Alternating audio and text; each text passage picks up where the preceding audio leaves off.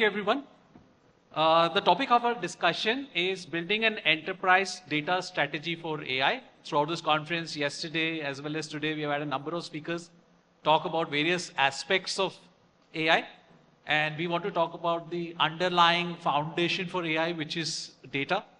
And how do we, as we move all our AI experiments from pilots to production, I think data will become increasingly one factor that will underpin the success of many of these projects.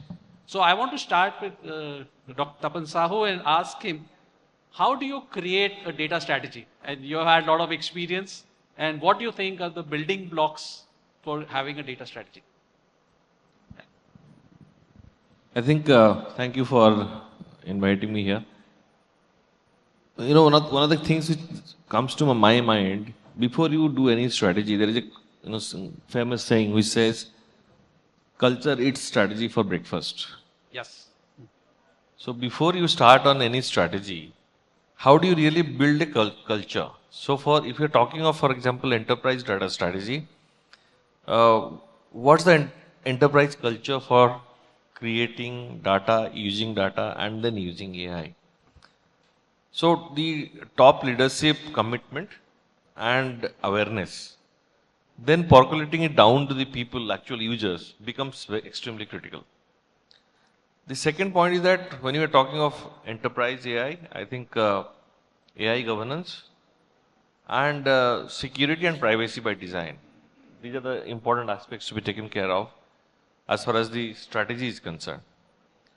Of course, I mean, further to that, you have to look at infrastructure, you have to look at your platform, you have to look at how do you derive use cases. But starting from the commitment is very critical. But then linking the initiative of AI data strategy to business performance is also second important factor.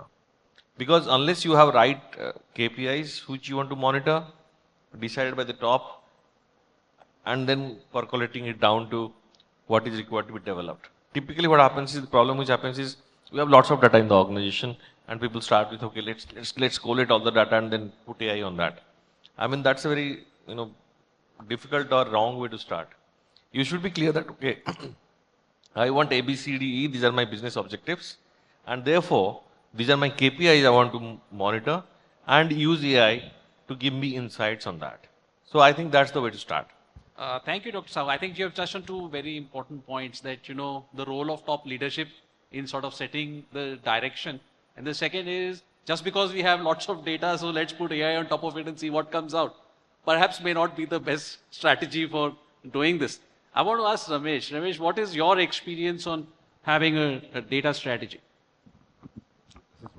See, the thing is, we are speaking about this for the last 15 years, right? And I'm sure everyone has got certain data strategy, certain approach, data governance, councils, at least in financial services, might be other industry. Actually, even in e-commerce does better than banks, right? So now suddenly, because of AI, no one is going to go and change all those things. It is just not possible, right? Because the amount of money invested in technology, in process, in understanding, it is, see, whether it works perfectly or not is a secondary aspect. Because these are all running businesses, right? So if you're going to create something new, I think we can look at it. My view is, as long as you're not changing your underlying systems in which you're working, I don't see a huge drastic change in data strategy which is going to emerge, right? Because you have to now figure out what AI means and how AI works. Now, if everyone says that, no, let me fix data first, then you're going to not do very well on that, right? And my thinking is, can really AI help in cleaning some of these things? Right? Today, we can very easily make our data far more accurate. Some of the transactions which have happened. You can't do anything about it because that's what it is. So I think we need to be far more pragmatic in saying that, look, I am in a certain stage of data strategy evolution. There are a few new things which are available to it, but as long as if you're not changing the underlying core systems, I don't think we need to spread through. There's a different kind of governance will come that you can't even. So even if not AI, by DPDP, we would have to do a lot of things, right? And we are already doing it, right? Most of the regulators globally have, come up with certain kind of things. How do you manage? Cybersecurity is real. So I think it is a moving train. I think what each of us have to find a way to ensure that you get out of the train and don't fall on the track. That's all. Thank you, Ramesh, for offering a slightly contrarian view to what Dr. Sawant said. I think it's interesting. You know, I think you've expressed some of the practical realities of doing this. That you may have something already in place. It's very difficult to go ahead and change it. There is legacy data which is there. May not be possible to improve it or to put it into the format that you want. What you're looking for is help from AI to actually leverage it better. I think these are perhaps, if I've summarized you correctly. Yeah, thank you. Ashish, I would like, yeah, welcome Shiju.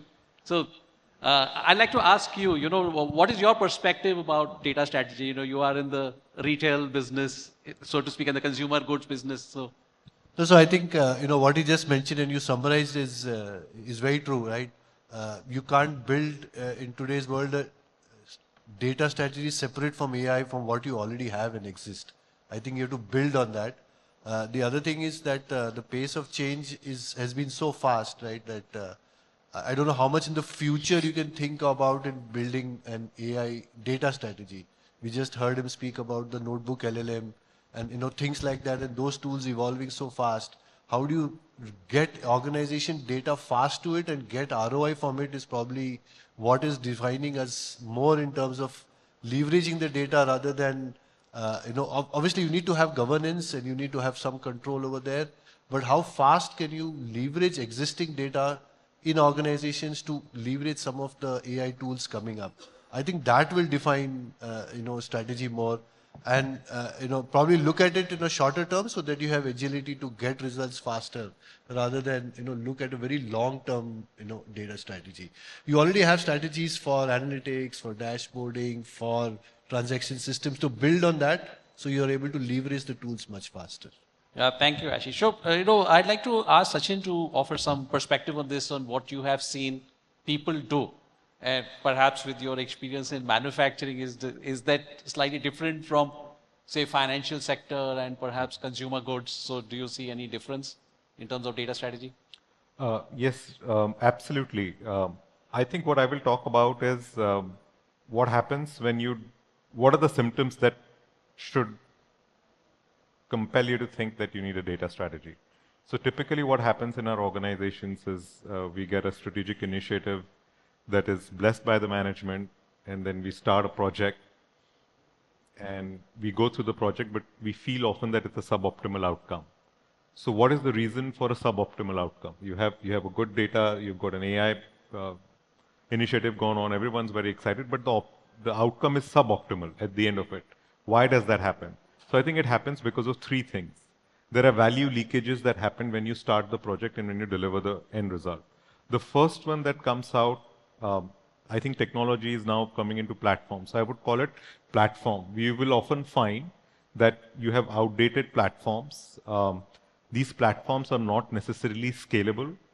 And that's the first time you realize, like you said, what has happened, that the data quality that you want to use is not there. So you definitely need to have a platform strategy when you're talking about a data strategy. The other is the process. Right? How do you do traditional development or you do an agile development process? In the process, often what happens when we talk about AI, embedding AI on top of data is my use case aligned with the business value? Often technologists get too excited about the technology itself, and as much as we would like to believe that no, we have the end outcome in mind, actually we don't. A lot of times, we are so immersed in the technology, we're not thinking of what was the business outcome that we were desiring. But everybody's very excited about the technology you just showed. But you have to have the business case in mind, right? And then the other pitfall that I have seen is there is only one hero use case that is really talked about AI. So we talk about a hero use case, and then we're not looking at all the other things that can happen. And that's where I alluded to the day one value.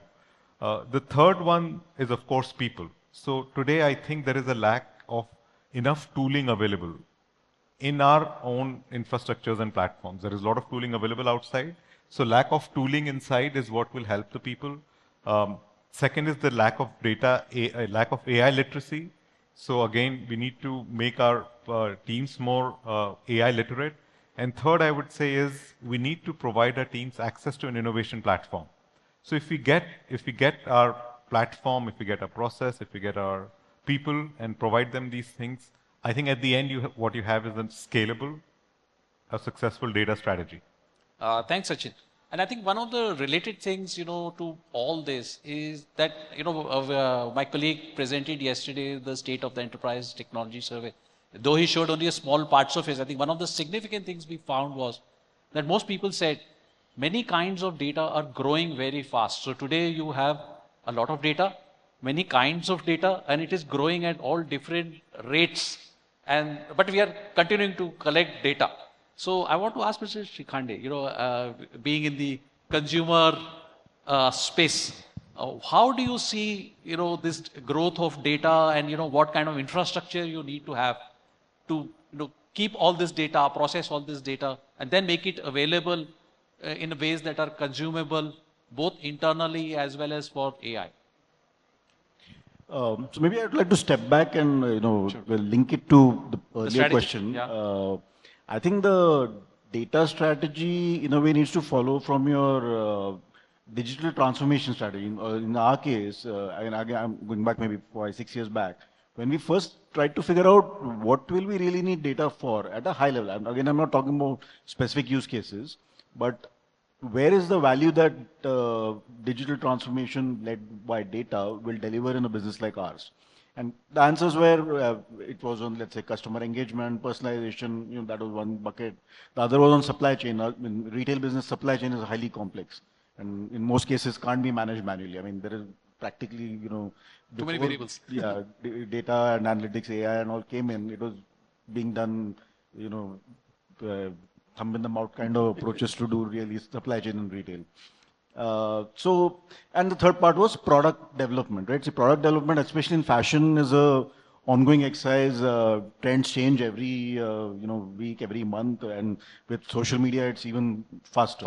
Now, given all this, right, if you're looking at that these buckets are what you're trying to address from a business performance perspective, that you need to be excellent when it comes to product design, you need to have optimize your inventory movement across your supply chain, and you need to be engaging with customers. I mean, those are three big things that from our business perspective. Then you need to really look at what data you need for that. And then it comes down to whether it's just, is structured data good enough? Fine, you have your systems, you have your ERPs, supply chain, whatever, loyalty platforms, marketing platforms. And then is structured, or do you also need unstructured? Are you going to do social sentiment analysis to engage with customers? Are you going to take your customer service calls and then try to analyze customer sentiment? So it's really that determines how you architect your data and the likely growth. See, by and large, if you're focusing on structured data, most solutions will be fine. It's not going to grow that fast. Whether you decide to do on-prem or you decide on cloud, there can be one approach, fair bit of predictability. But the moment you start getting into unstructured data and getting social media, analytics, calls and so on, then it becomes much more difficult, and you really need to think of what kind of data architecture you will have to be able to first collect and then analyze and deliver the required insights and enable them in real time for your business operation. So that's how I would like to frame it, that you really need to think of where you're going to use it. Yeah, thank you. So, Shiju, I'd like to ask you, you are in the financial services business as well. So, how do you see data growing? And then, what is your strategy for conserving and preserving and processing it? Good afternoon, everyone. I think a couple of years before we had been hearing about the data as a oil. I would say data is a soil, because before cultivating any soil, you should know what the outcome will be. So every soil will not give the outcome what you want to be. So similarly, when we look into data, you need to know what actually impact it is going to make. So first of all, strategy should be what the data inputs are. So all the data sources has to be clearly identified. The data quality should be given much more emphasis in terms of that perspective, because today we talk about, because most of them do data. So that's how the organizations are started adopting the data. So data pointer is very important in terms of knowing what sort of data, what sort of impact, and who will be the impacted, internal, external. So those sort of strategy has to be very clearly outlined. then dovetail it with the AI, because now AI is most of the new generation thing, since data is into million petabytes now, so probably you will have to have the AI to materialize it or curate the data. So that's the strategy. So it's every pointer you need to have a strategy. It's not only the data classification perspective also one of the biggest strategy, because being the data, you also need to look upon terms of how do you secure it, because that's the one of the key things. Who has the access? How need basis you give the access to internal people or to the users who are going to access this. I think that's all part of the strategy what we are looking for, but definitely data is the next soil which will be planned for all the organization. That's how the business process works today. But very interesting that you mentioned this issue about data classification, which has long been a big point of contention within enterprises as to who should do it and when. And so do you see any role for AI in that, and how confident are you that it can do it? I think AI will play definitely a vital role out over there, but before that you need to put up a strategy and policy in place who will have the access to the data. So today, if you see, everyone will have the access in the organizations. Probably they may not need to be, but how do you make that policy stringent to ensure that it's only the relevant people have the access first? And then what you need to do, the outcome, the AI definitely will help you to do that. So do you agree with that, Ramesh, that you need to have a policy first before you do the classification, or See, it I is think sort of it is there. interdependent? See, again, this is again a topic, at least in financial services. I think it's solved to a large extent, right? Because you always start with policy, because you have to cross the regulatory hurdle, right? Because whether it is right or wrong, regulators have set up certain things, and you need to ensure that you don't. In our case, it's very simple, right? We run 7 companies. Data cannot commingle. So then, how do you do a cross-sell? So we figured out a way to do it, but that is the first part. I think today many of the tools have started doing the classification in a much more nicer way, or is it come as an out-of-the-box kind of solution? And what we have also done in our case, no, we have ensured that business actually sets the rules for these things, right? The engineering is done by technology, so there is a very clear, of course, risk will kind of manage it. So that I think was previously the challenge, right? Because either we were giving to risk or technology to do that and business to use it, and business always said it doesn't use. So we said, business, you decide that, risk will monitor, technology will implement. That works very well for us. Oh, wonderful. I think so. I'm glad to hear that that's a solved problem now. But Sachin, do you see a role for AI in that, to meet this sort of trilateral kind of arrangement? Thanks for coming to me, really. I think, the outcome of a data strategy is what?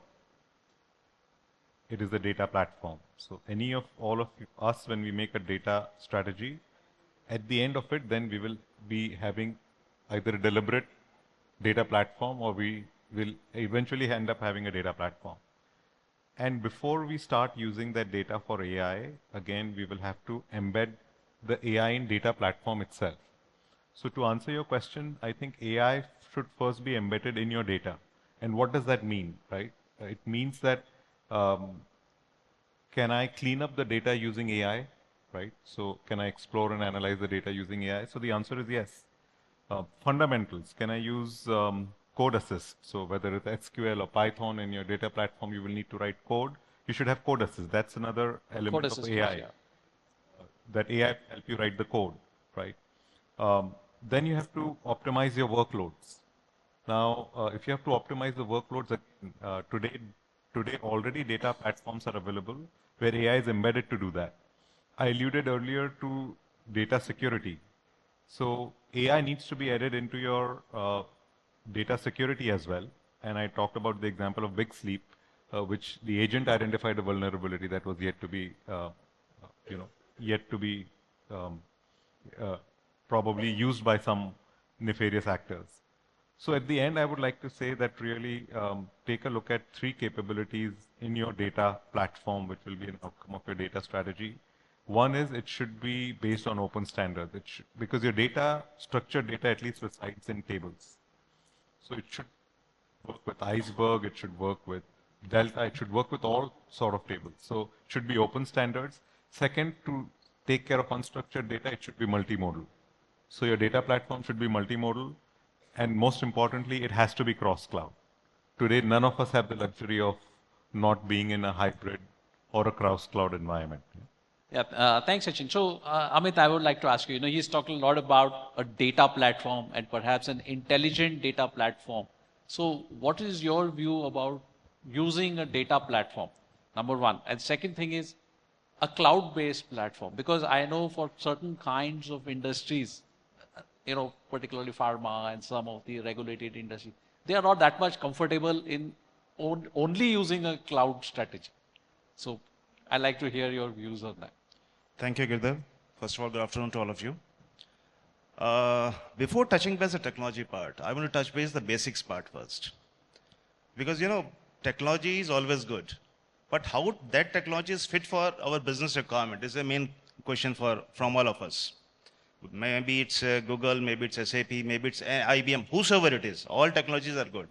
Even yesterday also I interacted with few partners, and we have some pain areas, especially for schemes and discounts calculation, because we are an agrochemical company. Agrochemical company, we have our own complexities of business. So as per the government regulation, we are controlled. As per the climatic conditions, we are controlled. As per the economical conditions, we are controlled. Right? So now coming back to the basics means AI is fine. All the solutions are fine. But what about how to control or how to structure the unstructured data, which is far most important for us, because we are dealing with more than 50,000 distributors on daily basis, more than 75,000 farmers, and retailers also in the same way. Is it also multi-language? It's a multi-language. Okay. We have one more separate wing called as Aviral, who is doing advisory services. They are directly connected with farmers on daily basis. Right. They are advising them what to do, what not to do during different type of circumstances. So we are more focused on data strategy first, right? So because whatever solutions you will deploy, system works in the same behavior, garbage in, garbage out. So if your data is not correct, right? So for quality of data, because as per Gartner, only 25% to 30% is qualitative data, and rest is unqualitative data, as per Gartner itself. So we are more focused on how build the unstructured data to a structured format in different templates, and then churn the data for qualitative perspective. So we distribute the whole thing in three parameters. One is the data strategy. Second is the data governance, and third is the data security because of DPDP requirements. So how to build the data quality? Sources of data is far most important for us. Then who all are the owners of that data? Here we are more focused. Why you want this thing? Everywhere we want with the separate SPOCs that what is the purpose or what is the objective of this data? Because in my past companies, when we are developing the IoT solution, the product head said, boss, I want nanosecond data. What you will do with that data? You tell me first. Right. Then they said, okay, 3 minutes data for building a solution for my pumps and motors. Then we finalized, okay, 15 minutes data is fine for me. So negotiation. So means that's why KPIs, this is an evolving phase and it's a big journey. And KPIs are always changing. Once you set the benchmark that you need to know about who are the top best distributors or who are the top 10 products, then again management asks, no, do in this way. Right? So KPIs are always changing. That's why we need to set the basics first, and then we'll talk about the AI. AI is an evolving journey. We also, because Crystal Crop is working in a co-create environment. We already engaged 12 different partners, especially for 4 different areas. One is sales, one is supply chain, then production, and then finance. These are the 4 major categories. We are developing our own solution. Some are the good startups, and some are the big names also. So we are building a journey. We joined, although we joined the hands with them, and we are building our own roadmap for the requirements. Yeah. Thank because you. We have a global presence, basically. Yeah. Now I want to cut you and ask. We have talked about this platform and why the platform needs to be intelligent. So, what is your view on that? Is it required?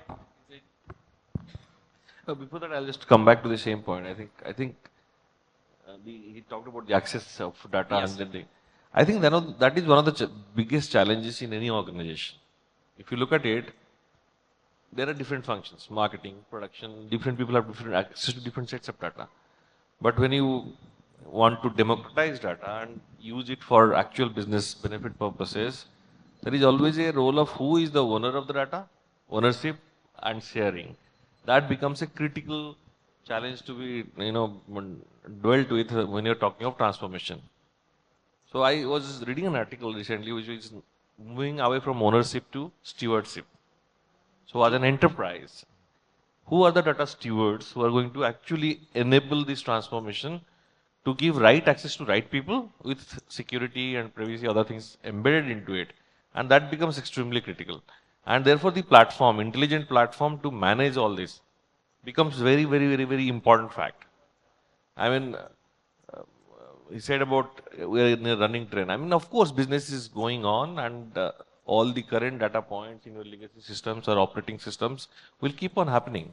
But when you are talking of using AI or a data strategy for actually realizing business benefit, there you need to be extremely careful and drive this transformation across the organization. So I think it's interesting. The common theme that is sort of emerging among all the panelists here is, this issue about governance and security of the data and who has access, and what will they do with all this data. So I think the challenge is not in managing the data, but it's more about how to govern it and how to provide the right security around it. So Sachin, what are you seeing in terms of solutions that are simplifying this, making it compliant for different industries, ensuring, helping people to do this properly and to do this in a futuristic way so that, we don't need to implement a solution today and then, run 1 year later because we have to do something else because it doesn't fit the bill. So because I think one of the things that some of the panelists had alluded to was DPDP, particularly if you're in the financial sector or if you're having PII information, whether you're dealing with farmers' information, whether you're in the mutual fund industry, even in the consumer industry, you are collecting a lot of data. So how are, companies like Google Cloud approaching this? I mean, it's a global issue, but for the India market, what assistance are you providing? No, so thank you for that. So you asked the question that, what are some of the ways that we should think about, what is available. So I think with all this proliferation of data, different types of data, we need to think of data as a product inside a company. So when you ask what are we doing, so if you look at Google Cloud's data platform, the first thing we will help you do is treat your data as a product. Now it is a product. Who are the consumers of this product? Consumers of this product are technology teams, the business teams, the developers, AI engineers. All of these are users of this product. And if you think of data as a product, then it will start getting all those characteristics. Why are you using it? What can it be used for? What is its shelf life? How fresh it is? The other way to think about it is data as a service, right? Both of them go hand to hand. Depending on your usage, you will use data either as a product or you will use data as a service on how you're applying to it. And I think when it comes to AI, then AI has especially sort of put these two in a mesh. It's a data mesh now. You have to use data as a product also. You have to use data as a service also.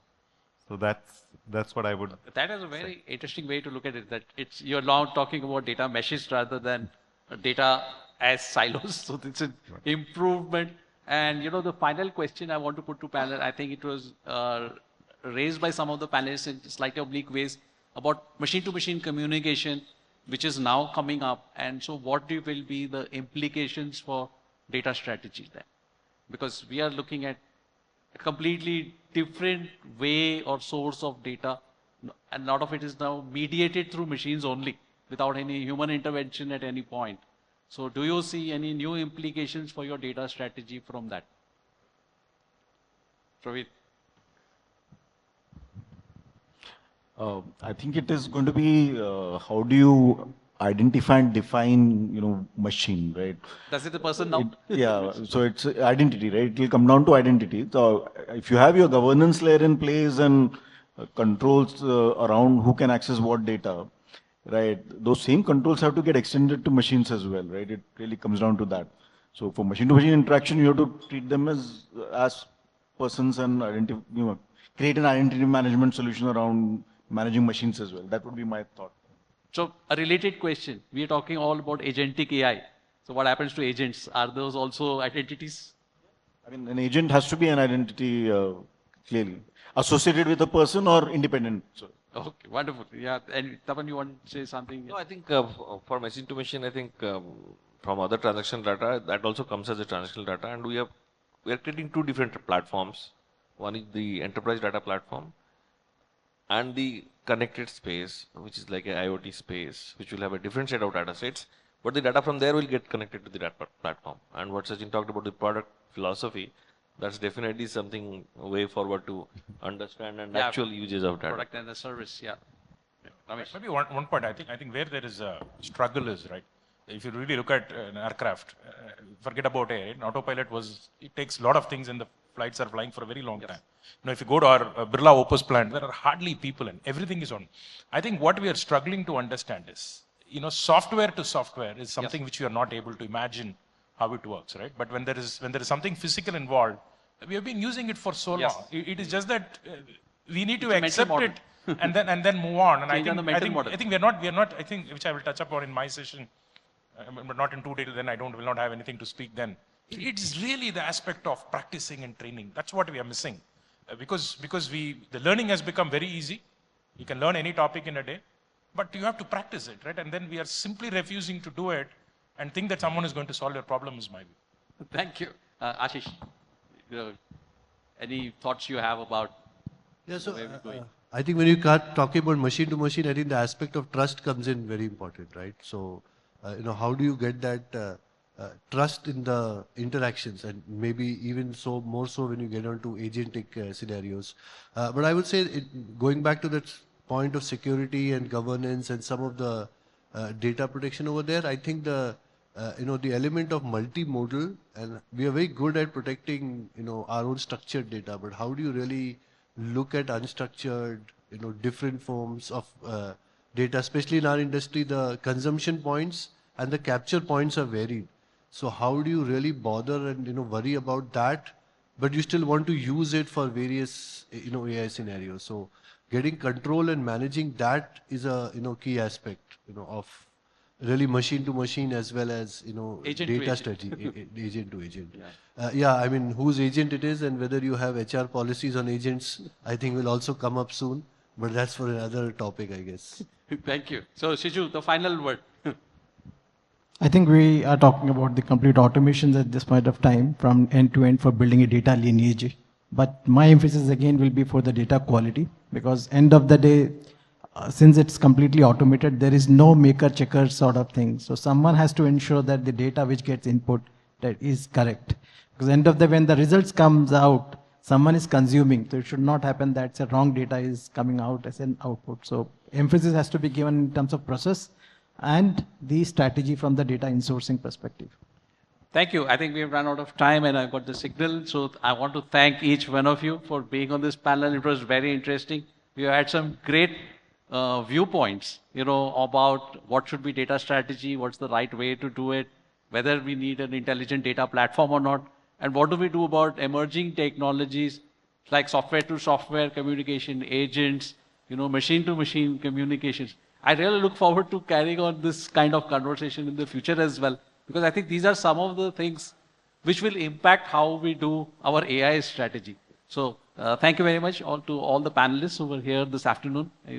Great thoughts, and we look forward to having you all back again on this platform, not after 1 year, but much quicker. Thank you so much.